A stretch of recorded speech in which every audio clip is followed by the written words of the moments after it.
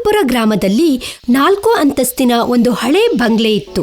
ಹೊರಗಡೆಯಿಂದ ನೋಡಿದ್ರೆ ರಾಜ ಬಂಗ್ಲೆ ತರ ಕಾಣಿಸ್ತಾ ಇತ್ತು. ಆದ್ರೆ ಒಳಗೋಗ್ ನೋಡಿದ್ರೆ ಏನೂ ಇರ್ಲಿಲ್ಲ. ಆ ಬಂಗ್ಲೆಯಲ್ಲಿ ವಾಸ ಮಾಡ್ತಾ ಇದ್ದಿದ್ದು ಕಿಶನ್. ಅವನು ಮುಂಚೆ ಜಮೀನ್ದಾರನಾಗಿದ್ದ. ಅವನು ಆ ದೊಡ್ಡ ಬಂಗ್ಲೆಯಲ್ಲಿ ಶಾಂತವಾಗಿದ್ದ, ಜೊತೆಗೆ ನೆಮ್ಮದಿಯಾಗಿ ಇದ್ದ. ಅರೆ ಇಲ್ಲಿ ಕೇಳು ಮಾಯಾ. ಏನಾಯ್ತು ರೀ? ಇದ್ ತಗೋ, ಇದನ್ ತಗೊಂಡು ಬೀರಲ್ಲಿ ಭದ್ರವಾಗಿಡು. ಇದ್ರಲ್ಲಿ 7 ಲಕ್ಷ ಇದೆ.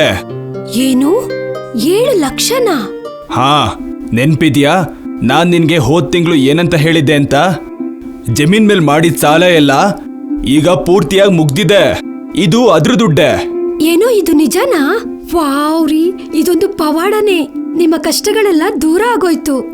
ಸರಿಯಾಗಿ ಹೇಳ್ದೆ ನೀನು. ಕಿಶನ್ನ ಜೀವನ ಈ ರೀತಿಯಾಗಿತ್ತು. ಶಾಂತಿ, ಆಯಸ್ಸು, ಐಶ್ವರ್ಯ, ಸಮೃದ್ಧಿಯಿಂದ ಕೂಡಿತ್ತು. ಆದ್ರೆ ಒಂದಿನ ಎಲ್ಲವೂ ಕೂಡ ನಾಶ ಆಗೋಯ್ತು. ಕಿಶನ್ ಬೆಳೆದಿರೋ ಬೆಳೆ ಎಲ್ಲ ಕೂಡ ನಾಶ ಆಗೋಯ್ತು. ಅವನು ಪೂರ್ತಿಯಾಗಿ ಸಾಲದ ಹೊರೆಯಲ್ಲಿ ಬೀಳ್ತಾನೆ. ಈಗ ಅವನ ಹತ್ರ ಆ ಬಂಗ್ಲೆ ಬಿಟ್ಟು ಬೇರೆ ಏನೂ ಇರ್ಲಿಲ್ಲ. ಪಾಪ ಕಿಶನ್. ನನ್ನನ್ನ ಕ್ಷಮಿಸ್ಬಿಡು ಮಾಯಾ. ನನ್ನಿಂದಾಗಿ ನೀನು ಕೂಡ ಈ ಬಡತನದಲ್ಲಿ ಸಿಗಾಕೊಂಡಿದ್ಯಾ. ಕ್ಷಮಿಸ್ಬಿಡು. ಅಯ್ಯೋ, ನೀವ್ ಏನ್ ಮಾತಾಡ್ತಾ ಇದ್ದೀರಾ ರೀ?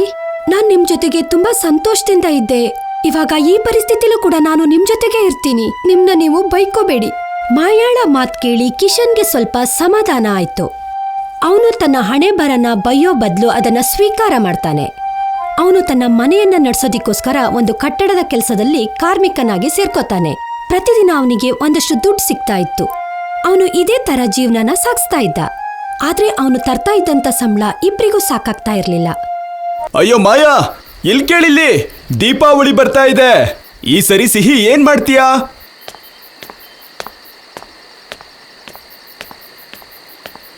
ಇಲ್ಲ ರೀ, ನಾನು ಈ ಸರಿ ಏನು ಅಡ್ಗೆ ಮಾಡೋದಿಕ್ಕಾಗಲ್ಲ. ಮನೇಲಿ ಮಾಡೋದಿಕ್ಕೆ ಏನೂ ಇಲ್ಲ ರೀ. ಮತ್ತೆ ಹೊರಗಡೆಯಿಂದ ತರೋದಿಕ್ಕೆ ದುಡ್ಡೂ ಇಲ್ಲ. ನೀವು ಕೊಟ್ಟಿದ್ದ ದುಡ್ಡೆಲ್ಲ ಖಾಲಿಯಾಗಿ ಹೋಗಿದೆ. ಏನು, ಎಲ್ಲ ಖರ್ಚಾಯ್ತಾ? ಅಯ್ಯೋ ದೇವ್ರೆ, ನಾಳೆ ನನ್ ಕೆಲ್ಸಕ್ಕೆ ಹೋಗೋದಿಕ್ಕೆ ದುಡ್ಡನ್ನ ಎಲ್ಲಿಂದ ತರಲಿ? ಏನ್ ಮಾಡ್ಲಿ? ನೋಡಿ, ನೀವು ಚಿಂತೆ ಮಾಡಬೇಡಿ. ತಗೊಳ್ಳಿ ನನ್ನ ತಾಳಿ. ನಾಳೆ ಕೆಲ್ಸದಿಂದ ಬರ್ಬೇಕಾದ್ರೆ ಇದನ್ನ ಗಿರ್ವಿ ಇಟ್ಬಿಡಿ. ಇದರಿಂದ ಬರೋ ಹಣದಿಂದ ನಾವು ಸ್ವಲ್ಪ ದಿನ ಜೀವನ ನಡೆಸ್ಬೋದು. ಪಾಪ ಕಿಶನ್ ತನ್ನ ಪತ್ನಿಯ ಮಂಗಳಸೂತ್ರವನ್ನ ಗಿರ್ವಿ ಇಡೋದಿಕ್ಕೆ ಸಿದ್ಧನಾಗಿರ್ತಾನೆ. ಆದ್ರೆ ಅವನು ಒಳಗೊಳಗೇನೆ ತುಂಬಾ ನೋವು ತಿಂತಾ ಇರ್ತಾನೆ. ತುಂಬಾ ಸುಖವಾಗಿದ್ದ ಮಾಯಾನ ಬಡತನದ ಕಾರಣದಿಂದಾಗಿ ಅವಳನ್ನ ನೋಡಕ್ಕಾಗ್ದೆ ಒಳಗೊಳಗೆ ತುಂಬಾ ನೋವು ಪಡ್ತಾ ಇರ್ತಾನೆ.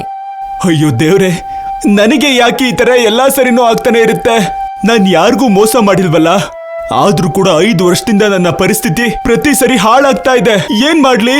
ಹಬ್ಬ ಮೊದ್ಲಿನ ತರ ಮಾಡಕ್ ಆಗ್ತಿಲ್ವೇ? ನನ್ನ ಮಾಯಿನಿಗೆ ಮೈ ತುಂಬಾ ಬರೀ ಚಿನ್ನನೇ ಇರ್ತಿತ್ತು. ಆದ್ರೆ ಇವತ್ತು ಅವಳ ತಾಳಿನ ನಾನಿವತ್ತು ಅಡ ಇಡ್ಬೇಕಾಯ್ತಲ್ಲ. ನಾನೊಬ್ಬ ಪಾಪಿ. ನಾನು ಗಂಡ ಆಗೋದಕ್ಕೆ ಅರ್ಹನಲ್ಲ. ಕಿಶನ್ ತನಗ್ತಾನೆ ಮಾತನಾಡ್ಕೊಂಡು ಕೆಲ್ಸದಲ್ಲಿ ತೊಡ್ಕೊಂಡಿರ್ತಾನೆ. ಆಗ ಇದ್ದಕ್ಕಿದ್ದಾಗೆ ಒಂದು ವಿಚಿತ್ರ ನಡೆದೋಗುತ್ತೆ. ಅವನು ಕೆಲಸ ಮಾಡೋ ಜಾಗದಲ್ಲಿ ಗೋಡೆಯಲ್ಲಿ ಸೀಳ್ ಕಾಣಿಸುತ್ತೆ. ಅವನು ಹಾಗೇನೆ ಆ ಗೋಡೆಯೊಳಗೆ ಕೈ ಇಟ್ಟ ಹಾಗೆ ಮತ್ತೆ ಆ ಗೋಡೆ ಇಟ್ಟಿಗೆಗಳು ಕೆಳಗ್ ಬೀಳಕ್ ಶುರುವಾಗುತ್ತೆ. ಅಯ್ಯೋ, ಇದೇನಿದು? ಈ ಗೋಡೆ ಬಿರುಕ್ಬಿಟ್ಟಿದ್ಯಲ್ಲ. ಅರ್ಧ ಬಿರುಕಾಗಿರೋ ಗೋಡೆಯನ್ನ ನೋಡಿ ಕಿಶನ್ ಅನ್ಕೋತಾನೆ ಅದನ್ನ ಪೂರ್ತಿಯಾಗಿ ಬೀಳ್ಸೋದೇ ಒಳ್ಳೇದು ಅಂತ. ಅವನು ಇನ್ನೂ ಅರ್ಧ ಗೋಡೆಯನ್ನು ಬೀಳ್ಸ್ಬೇಕಾದ್ರೆ ನೋಡ್ತಾನೆ. ಅವನು ಏನ್ ನೋಡ್ತಾನೋ ಅವನ ಕಣ್ಣನ್ನ ಅವನೇ ನಂಬೋಕಾಗ್ತಾ ಇರ್ಲಿಲ್ಲ. ದುಡ್ಡು? ಆದ್ರೆ ಇದನ್ನ ಇಲ್ಲಿ ಯಾರಿಟ್ಟಿದ್ದು?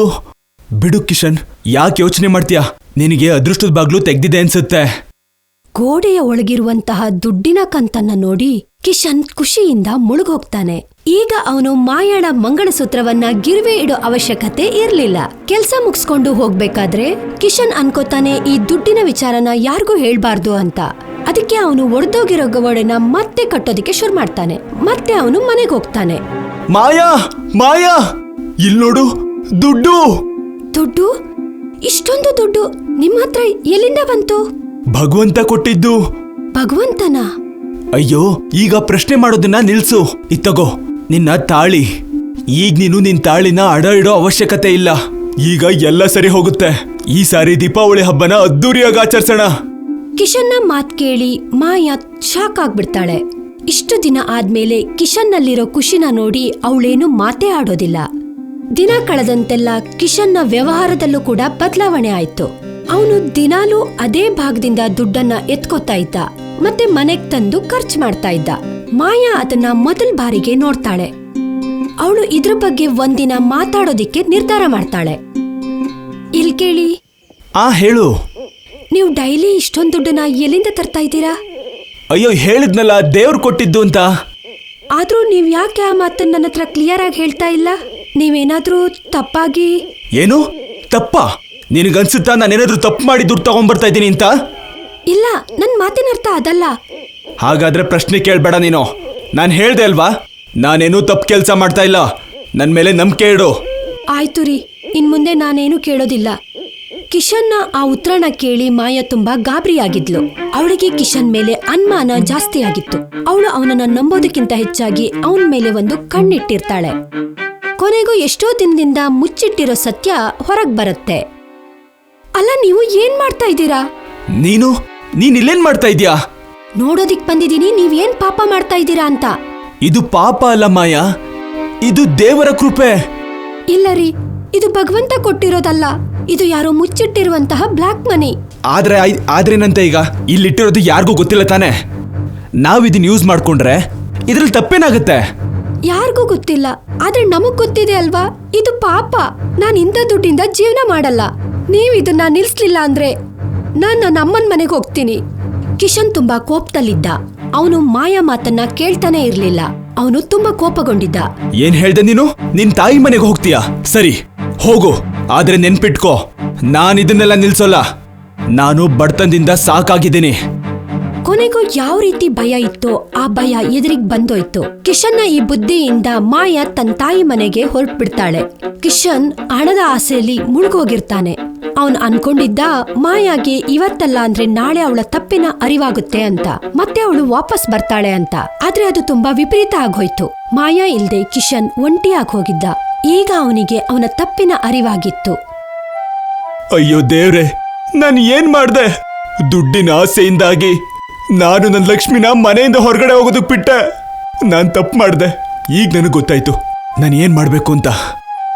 ದುಡ್ಡಿನ ಹುಚ್ಚಿನಿಂದಾಗಿ ಕಿಶನ್ಗೆ ಒಂಟಿತನದ ಅರಿವು ಆಗಿರ್ಲಿಲ್ಲ. ಈಗ ಅವನಿಗೆ ಅರಿವಾಗೋದಕ್ಕೆ ಶುರುವಾಗುತ್ತೆ ದುಡ್ಡಿಗಿಂತ ಸಂಬಂಧನೇ ಜಾಸ್ತಿ ಅನ್ನೋ ವಿಷಯ. ನಾವು ಅಂತವ್ರನ್ನ ಕಳ್ಕೊಂಡ್ರೆ ಅವರು ಶ್ರೀಮಂತರಾಗಿರ್ಲಿ ಬಡವರಾಗಿರ್ಲಿ ಮನುಷ್ಯ ಸುಖವಾಗಿ ಬದುಕೋದಿಕ್ಕೆ ಆಗೋದಿಲ್ಲ ಅಂತ. ಇದನ್ನೆಲ್ಲ ಯೋಚನೆ ಮಾಡಿದ್ದ ಕಿಶನ್ ಮಾಯಾಳನ್ನ ಕರ್ಕೊಂಡ್ ಬರೋದಕ್ಕೆ ಅವಳ ತಾಯಿ ಮನೆಗೆ ಹೋಗ್ತಾನೆ. ಅರೆ, ನೀವಿಲ್ಲಿ?